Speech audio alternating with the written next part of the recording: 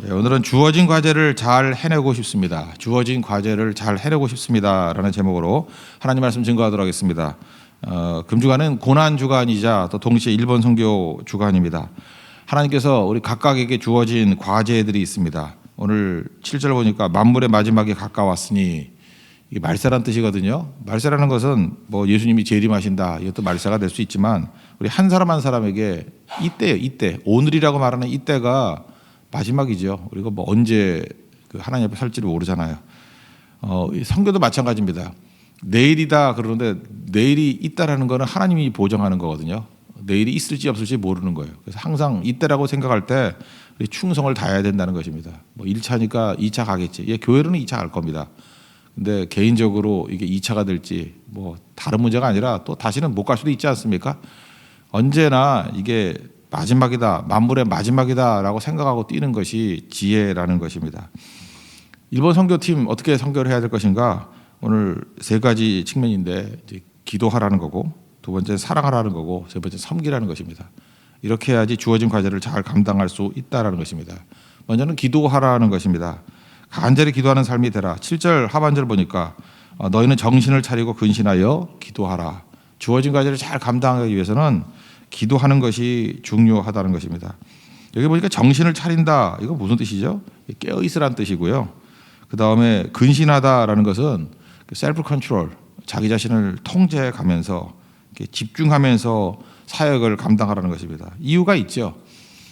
사도 베드로는 자기 자신에게 실패의 경험이 있습니다. 겟세마네 동산에서의 기도, 그 십자가 지시기 전날이죠. 그때 예수님이 부탁했습니다. 깨어 있으라, 기도하라. 3번이나 부탁했는데 계속 잤죠. 아마 왜 그랬을까요? 이게 마지막 기도다. 공생의 기간에 있는 예수님과의 마지막 기도다. 그래서 안 잤을 거예요. 근데 베드로의 마음 가운데는 여러 기도 중에 하나라고 생각했을 것입니다. 그런데 그의 인생 가운데 또 다른 겟세마네는 없었습니다. 그때만 기도에 승리했다 그러면 부인까지도 안 했겠죠. 근데 기도에 실패하니까 다 실패하더라는 거예요. 그리고 사도행전도 마찬가지입니다. 근신하여 정신 차리고 근신하여 기도하라. 그럼 뭐 기도야 뭐 대충 해도 되겠습니다. 뭐 이렇게 하는데 그렇지 않아요. 기도의 실패는 사역의 실패고 주어진 과제의 실패가 될 수 있다는 것입니다. 그래서 깨어서 기도해야 돼요. 근데 참 묘한 게 뭐냐면 가장 기도가 중요할 때, 기도해야 될 때 이상하게 마귀의 집중력이 방해가 있어가지고 시험 한번 당해보셨습니까? 그 멍해져가지고 기도가 안 나와요. 그래서 평상시 기도하는 사람이 위기 순간에도 기도가 나오는 거지 진짜 위기가 오면요 잠만 와요. 베드로가 똑같다니까요. 너무 긴장되면 피하고 싶으니까 뭐 그런 거 있잖아. 이거 생각만 해도 스트레스 받는다고. 잠만 잘라 그래요. 그래서 영혼의 깊은 잠이라 그러잖아요. 기도 안 합니다. 그래서 깨어 기도하는 것이 꼭 필요하다는 것입니다. 그래서 나중에 후회하고 넘어지게 되는 거죠. 주어진 과제를 잘 감당하기 위해서는 항상 근신하고 깨어서 기도하는 것이 꼭 필요하다는 것입니다. 그러지 않으면 후회하게 된다라는 거예요. 일본 선교팀들 뭐 자기들만 가서 잘 뛰는 게 아니라 어떨 때 기도를 잘하게 되느냐, 또 기도의 후원을 받게 되느냐, 자기가 해야 될 기도 제목 제시를 잘해야 되는 것 같아요. 일정도 보여줘야 되고 영적 상태도 긴밀하게 연락해야 되고. 그래서 12명만 가는 게 아니라 우리 세 교회가 가는 겁니다. 그래서 어떤 때 시간 단위별로 이렇게 보고를 해주고 미리 보면은 같이 갈 거예요. 같이 기도하면서. 그러면 이게 그 12명의 선교가 아니라 사실은 그 교회 전체의 선교가 될 수 있다라는 것입니다. 우리 목요일부터 전교인들이 같이 기도하다 보니까 이게 전교인이 하는 선교가 되죠. 한 마음이 되죠. 그게 홀로 보내는 게 아니에요. 같이 기도로 동참하는 것이 될 수 있다라는 것입니다. 우리 많은 사역에서 우리가 힘이 없는 이유가 무엇이냐면 기도가 너무 얕기 때문에 그렇습니다. 우리나라 통계는 아닙니다. 미국 통계인데 크리스찬들이 소위 말하는 뭐 자기들이 이제 고백하는 뭐 본어게인 크리스찬이라고 얘기하는 크리스찬들 그게 뭐 얼마나 되는지 모르지만 통계를 해봤어요. 그랬더니 하루 평균 기도 45초입니다. 45초라는 얘기는 뭐예요? 10기도 중심으로 기도한다는 거죠. 한 끼당 15초씩. 그래서 제가 해보니까 이렇게 대충 눈 감고 뭐 아멘 그러면 이제 15초 되더라고요. 그게 기도 생활을 다라는 거예요. 미국 교회입니다. 여기 나오신 분들이 그보다 더 하겠죠. 적어도 예수님께서 그러잖아요. 겟세마네 동산에서 너가 1시간 동안도 나랑 같이 기도할 수 없겠느냐. 그게 1hour거든요. 말 그대로 1시 동안이라는 게 1시간이에요. 1hour. 여러분, 하나님 앞에서 우리가 깨어서 기도한다는 건 적어도 하루에 1시간 기도하면 우리 영 죽지 않습니다. 강력하게 하나님 앞에 쓰임 받을 수 있다는 것입니다. 그래서 깨어서 기도하는 거, 이게 되게 중요한 거예요. 깨어서 기도한다는 건 뭐냐면 다음 기회 없다라는 거예요. 이게 마지막이다 이런 거. 옛날에 이게 공산권이 있을 때 이렇게 핍박받던 교회들이 있지 않습니까? 제가 뭐 중국이라고 기억나는데 우리 선교사님이 이제 지하 교회에 들어가서 예배를 드린 거예요. 그런데 예배 드릴 때 뭐 3시간, 4시간 이렇게 예배 드리더라는 거예요. 그래서 궁금해서 물어봤답니다. 매번 이렇게 예배 드리냐고. 매번 이렇게 예배 드린다고. 한 번 더 물어봤다는 거예요. 왜 이렇게 예배를 오랫동안 드리고 눈물 범벅이 돼서 예배를 드리나 그랬더니 다음 주 예배가 보장이 없기 때문에 답이더래요. 이게 무슨 뭐 경찰이 들이닥치거나 공안이 들이닥치면은 다음번 예배가 보장이 없고 또 잡혀가면 끝이잖아요. 그러니까 매 순간이 마지막 예배인 거예요. 이 예배 드리고 이제 잡혀갈지도 모르고 이 예배 드리고 이제 들통나가지고 해산될지도 모르는 예배. 여러분 그 만물의 마지막이 가까웠으니 그게 얼마나 큰 힘을 주는지 아십니까? 이게 마지막 예배예요.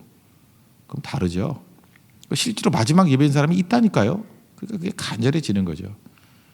선교 간 분들도 잊지 말라고요. 이게 마지막 선교다라는 의식을 언제나 가져야 돼요. 모든 일이. 매 예배가 이게 마지막 새벽 기도다 이런 의식을 가져야 돼요. 그럼 다르죠. 그러면 얕은 기도에서 깊은 기도로 가고 자는 기도에서 깨어있는 기도로 변화가 된다는 것입니다. 우리가 주어진 과제를 잘 감당하기 위해서는 기도로 감당해야 된다. 이게 첫 번째 자세고요. 또 두 번째 자세는 사랑하라는 것입니다. 8절을 보니까 무엇보다도 뜨겁게 서로 사랑할지니 사랑은 허다한 죄를 덮느니라. 여기 뜨겁게 그러는데 뜨겁게라는 거는 뭐 이게 온도라기보다는 영어 성경 보니까 deeply라고 되어 있는 데가 많아요. 우리 금년 주제가 deep and wide 아닙니까? deeply 깊게. 그러니까 깊게 사랑하라는 거예요. 그러니까 얕게 사랑하는 것도 있고 깊게 사랑하는 것도 있다는 거죠. 깊게 마음을 다해서 사랑하는 거겠죠.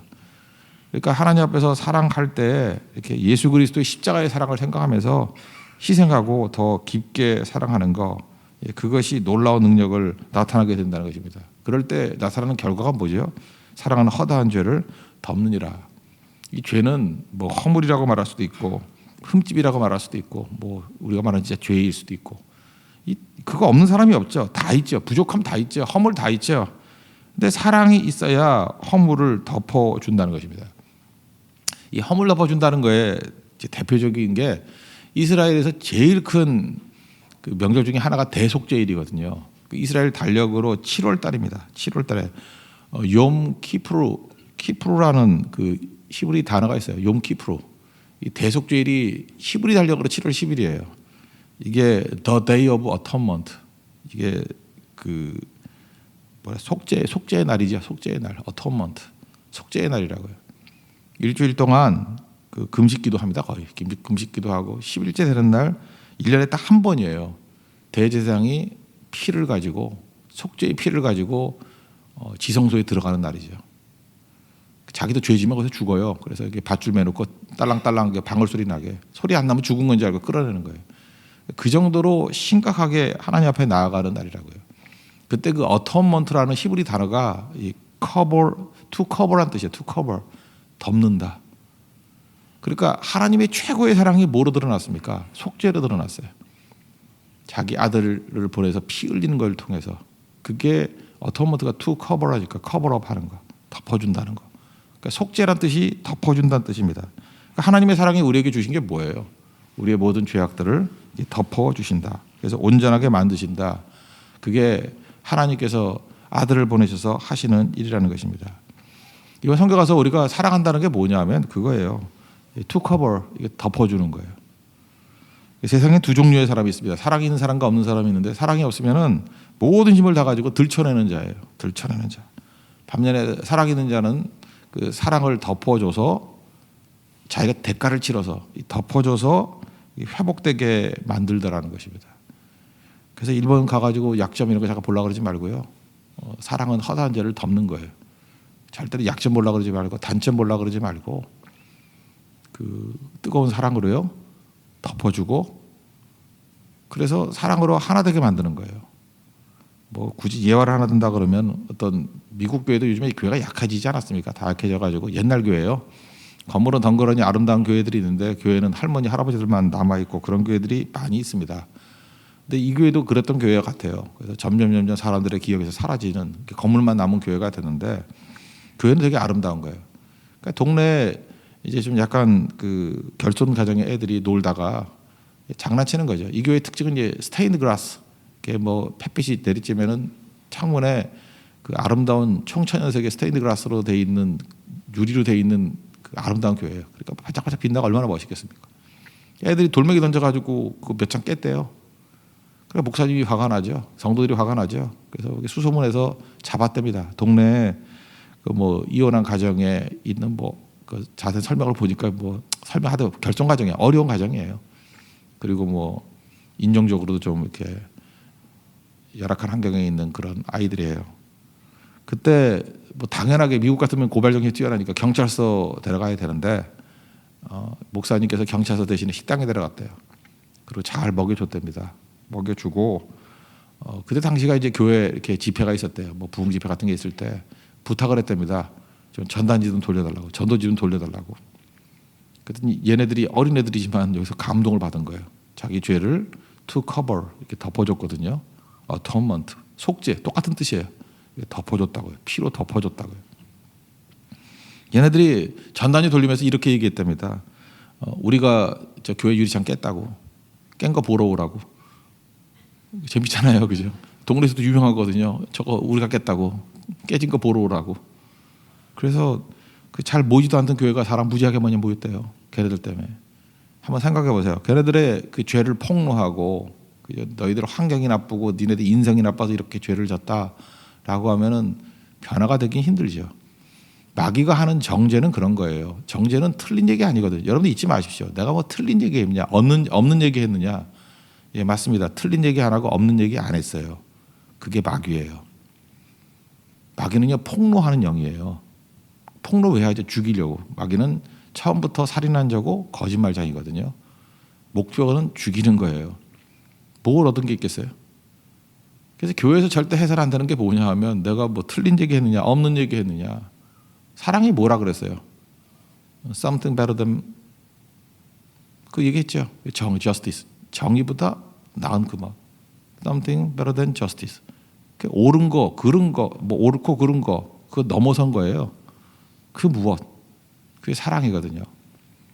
그 사랑의 내용은 뭐냐면 덮어주는 거예요. 그 덮어주지 않고 그래서 기독교 이미지가 뭐냐 그러면 십자가 제가 저한테 화가가 돼서 그림 그리라면 저는 보자기인 것 같아요. 커다란 보자기로 덮어주는 거. 그죠? 이렇게 덮는 거라고 덮는 거. 어린 양의 피로 덮는 거. 이번 선교를 통해서도 여러분들이 영적인 보자기가 돼서 덮어주십시오. 그리고 희생과 섬김을 통해서 덮어주게 될 때 그때 그 주어진 과제를 잘 감당하는 능력이 될 수 있다는 것입니다. 이건 비단 뭐 선교제뿐만 아니라 형제 자매들 향해서도 서로 그런 모습이 있어야 된다는 것입니다. 그리고 세 번째 주어진 과제를 잘 감당하기 위해서 필요한 것은 섬기는 삶이에요. 9절 10절 보니까 서로 대접하기를 원망 없이 하고 각각 은사를 받은 대로 하고 하나님의 여러 가지 은혜를 맡은 청지기같이 하고 서로 봉사하라. 이게 네 가지 설명이 돼 있어요. 여기 대접이란 말이 나오는데 hospitality, 환대라고 그냥 간단히 얘기할 수도 있는데 이게 원어를 보면 두 단어의 합성이에요. 하나가 사랑이라는 단어와 나그네라는 단어가 이렇게 합쳐진 단어가 대접이라는 단어예요. 사랑이 뭐죠? 필로스, 필라델피아 할 때 필로스, 사랑. 그 다음에 크세노스가 나그네란 뜻이거든요. 그래서 나그네 사랑 이게 필록세누아라고 하는 단어에 대접한다. 이게 대접한다는 뜻이에요. 여러분 나그네의 특징이 뭐죠? 다시는 만날 수 없는 사람이고요. 나그네는 뜨내기잖아요. 그리고 되갚을 수 없는 사람. 그 사람이 나에게 페이백 할 수 없는 사람들이에요. 선교 갔을 때 그래요. 언제 또 보려고? 예, 맞습니다. 언제 또 보려고? 그래서 엉터리를 하는 거 그거는 주어진 과제를 감당하는 게 못해요. 언제 또 보려고? 그런 사람에게 청지기같이 충성을 다하는 것. 그럴 때 주어진 과제를 감당하는 거예요. 우리는 그 다음 생각하는 게 아닙니다. 그래서 섬기는 자세가 바로 그런 거라고요. 반대급부를 생각하지 아니하고, 그죠? 다시 보상받을 것을 생각하지 아니하고 쏟아붓는 거예요. 그럴 때 주어진 과제를 감당할 수 있다라는 것입니다. 이게 되게 중요한 거죠. 우리 과거에 뭐 그런 얘기 한번 들어보셨습니까? 뭐 제가 볼 때 뭐 할머니들이 주로 많이 계셨던 데 같은데 어떤 목사님이 이제 어려우니까 가서 이제 이게 그 급식 봉사를 좀 하자고, 잘 못 드시는 상황, 뭐 한국 경제 어려울 때 있었잖아요. 그래서 이렇게 잘 섬겼대요. 절대로 교회 이름 밝히지 말고 그냥 아무 이름도 없이 그냥 섬기자고. 우리 교회도 좀 그랬으면 좋겠어요. 뭐 섬길 때 뭐 타이틀 갖고, 우리 브랜드는 사실은 없이 하는 게 좋아요. 우리 행동들이. 그랬더니 그 어른들이 눈치가 있지 않습니까? 연세가 드셨으니까 그냥 묵묵히 드시더라는 거예요. 사실 그렇잖아요. 뭐 밥 한 끼 주면서 뭘 요청한다는 건 사실 치졸하지 않습니까? 그냥 아무 대가 없이 섬기는 게 옳은 것 같아요. 섬겼더니 이게 이제 몇 개월 지나서 1년, 2년 지나니까 할머니들이니까 감수성이 예민하잖아요. 그러니까 이제 한두 분씩 궁금하면 못 살잖아요. 또 할머니들이 또 묻더라는 거예요. 아무래도 니네들 하는 행동 보니까 크리스찬 같다고. 그래서 말 안 했대요. 아무리 봐도 니네들 교인들 같다고. 그래서 말 안 했대요. 그랬더니 그중에 몇몇 할머니들이 막 안타까워가지고 궁금해 죽으라 그러더래요. 그래서 빨리 얘기하라고. 얘기만 하면 교회 가겠다고. 그래서 그때 가서야 이제 얘기를 해서 몇몇 분들이 구원받게 됐대요. 여러분 이것도 되게 중요한 개념 아니겠습니까? 우리 선교팀도 현장에 가가지고 이 봉사할 때 뭐 브랜드 갖고 하는 거 아니에요. 뭐 우리 교회 브랜드야 이제 가서 소용도 없죠. 일본이니까. 근데 중요한 거는 그냥 섬기는 거예요. 그냥 섬기는 거. 여기 네 가지 섬김의 원리가 나오잖아요. 원망 없이 하라. 원망 없이 하는 거면 willingly, 자발적인 마음으로 기꺼이. 그죠? 이렇게 누가 시켜서가 아니라 그냥 자발적으로 하는 게 이게 능력이고요. 은사대로는 뭐죠? spiritually. 하나님께서 성령께서 우리에게 주신 은사가 있거든요. 은사에 맞게. 그러니까 내게 은사가 있다라고 하는 것들에 대해서는 잠깐만 샤이하게 뒤에 숨지 말고 적극적으로 영적으로 그걸 발휘해 가면서, 그리고 선한 청지기 같이 faithfully. 우리 청지기거든요. 청지기는 뭐예요? 맡김받은 거예요. 내 거 주는 거 아니거든요. 하나님의 것을 내게 맡기셨어요. 그러니까 이런 거하고 똑같은 거죠. 우리 교회에서 예를 들어서 거기 카리스 채플 목사님에게 헌금하라고 이렇게 줬습니다. 그러면 내가 받아가지만 그 헌금이 내 게 아니죠. 받은 거 전달해 주는 거 아니에요. 근데 받은 거를 횡령했다 그러면 그 나쁜 사람 되는 거죠. 똑같다라는 거예요. 하나님께서 우리에게 청지기를 불렀다는 건 내 게 아니고 다 하나님께서 우리에게 맡겨주신 거거든요. 왜 내가 못 들었어요? 횡령이지.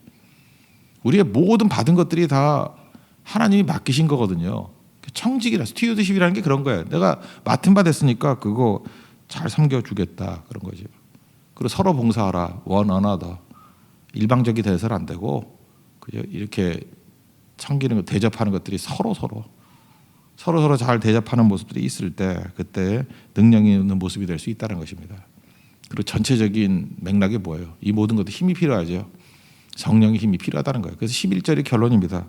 말씀을 말할 때는 하나님 말씀을 하는 것 같이 하고, 그러니까 성령께서 말씀 주시잖아요. 하나님 말씀하는 것 같이, 딴소리 하지 말고 하나님 말씀만 하는 것 같이 하고, 누가 봉사하려면 어떻게 하라고요? 하나님이 공급하시는 힘으로 하는 것 같이 하라. 그래서 그러면 범사의 그리스도 예수 안에서 하나님이 영광을 받으신다고. 이게 주어진 과제를 잘 감당할 수 있는 길이라는 것입니다. 언제나 주님 의지하면서. 그러니까 이번 선교팀 어떻게 가야 되겠어요? 어떤 자세로 뛰어야겠어요? 주어진 과제, 이게 마지막입니다. 예, 마지막 때가 가까웠으니 내일이 없다는 생각을 가지고 기도하면서 사명 감당하십시오. 이게 영적인 측면이고, 그리고 또 사랑하면서 봉사하십시오. 이게 횡적인 측면이고, 그리고 봉사할 때에는 청지기같이, 그죠? 하나님 앞에서 나그네 대접하듯이 대가 이르지 아니하고 피를 흘려가면서 죽도록 충성하게 될 때 영혼들 건져낼 수 있는 승리의 종들이 될 것입니다. 그래서 우리 한 주간 동안 선교팀만 보내는 게 아니라 우리도 같이 이 베드로전서 4장 7절부터 11절의 자세를 가지고 금주에 우리 교회에 주어진 과제가 있습니다. 이걸 충성스럽게 이루어서 결론적으로 살아계신 하나님께 영광을 돌릴 수 있는 그런 능력의 한 주간, 또 기도의 한 주간, 사랑의 한 주간, 섬김의 한 주간이 되는 축복이 임하기를 기원합니다. 예, 모두 다 자리에서 일어나겠습니다. 우리 찬양 523장 어두운 죄악길에서 찬양하고 우리 선교팀은 지금 6시 반에 떠나야 되죠. 비행기 시간이니까. 우리 꼭 같이 기도하고 준비팀장들은 우리 교회하고 저하고 좀 긴밀하게 좀 사진도 올려주고 했으면 좋겠어요. 그리고 일정하고 그래서 같이 기도하면서 오전과 오후 계속해서 점검하면서 우리 선교에 임했으면 좋겠습니다. 523장입니다.